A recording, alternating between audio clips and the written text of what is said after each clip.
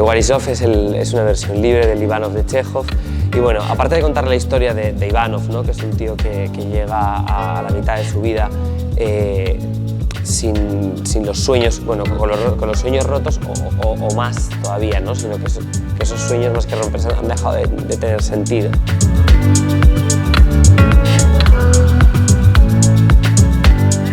Pero aparte de eso, yo creo que la escenificación es muy importante, ¿no? en esta propuesta y lo que escenificamos al final yo creo que acaba siendo casi como un cabaret melancólico, ¿no?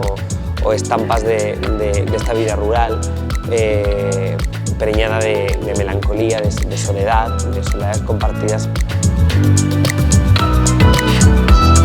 Y bueno, yo creo que, no sé, a mí siempre me ha pasado que creo que he entendido bastante bien a Chekhov por el hecho de ser de Valencia y de ser de una zona que se considera que es una provincia, ¿no?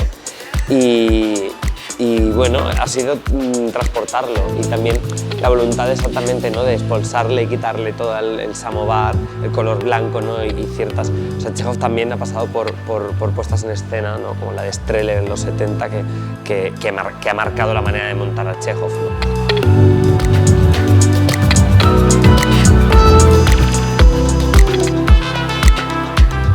Que se hizo ha sido decir, vale, vamos a volvernos locos y a llevarlo a otro sitio más poético y utilizando también materiales del hoy, ¿no? El plástico, el neón, que yo creo que remiten a una estética vaporwave y a otra cosa que precisamente se aleja del naturalismo, ¿no? Con el que se suele montar a Chekhov.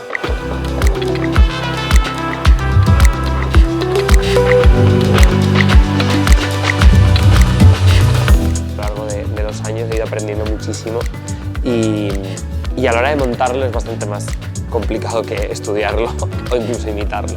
Montar a Chekhov es bastante, yo creo que es un reto. O sea, hagas una versión, lo quieras montar de una manera más o menos fidedigna, es un reto.